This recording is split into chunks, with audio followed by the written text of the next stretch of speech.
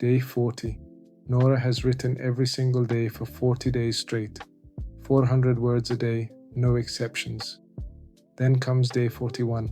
She works late, gets home at midnight, sits at her desk, and falls asleep with the page still blank. One night, one missed day out of 41. And the next morning, her brain delivers the verdict. Well, the streak is broken, I guess I'm just not a writer. She won't write again for 3 weeks. Lie number 3. All or nothing thinking. Look closely at what her brain just did. It didn't say, I missed one day. It said, I'm not a writer. In one single move, a small action became a permanent identity. 40 days of proof, gone, erased by one night of sleep. Because in all or nothing thinking, there are only 2 boxes, perfect or worthless. And there is no box in between. So what does Nora do for 3 weeks? Nothing. Absolutely nothing. And here's the cruel logic behind it. If she can't do it perfectly, then doing it badly feels pointless.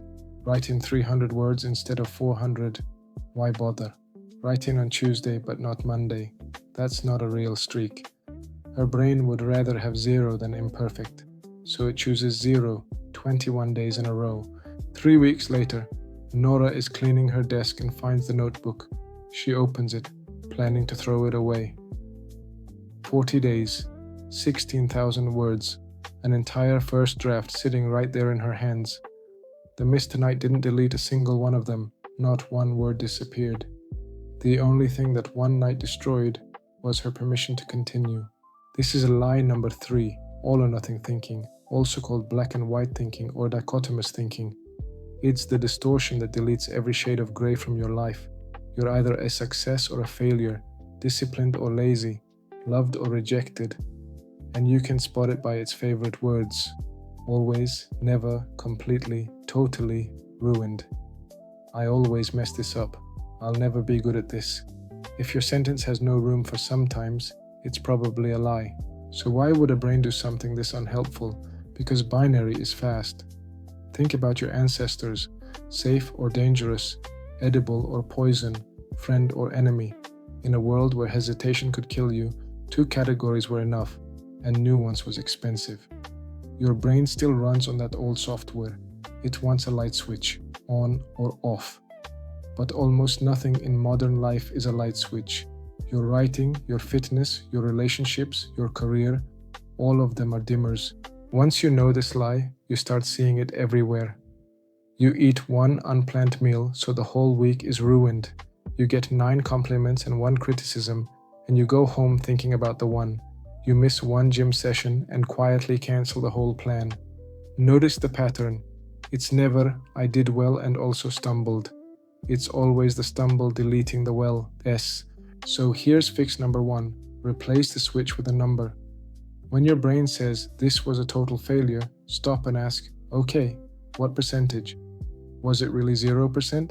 Or was it 70% good and 30% messy? Nora's month wasn't a failed streak. It was a 40 out of 41 month. That's 97%. Numbers are boring, and that's exactly why they work. It's very hard to catastrophize about 97%. And fix number 2. This one is a rule, and it's the most useful sentence in this entire video. Never miss twice.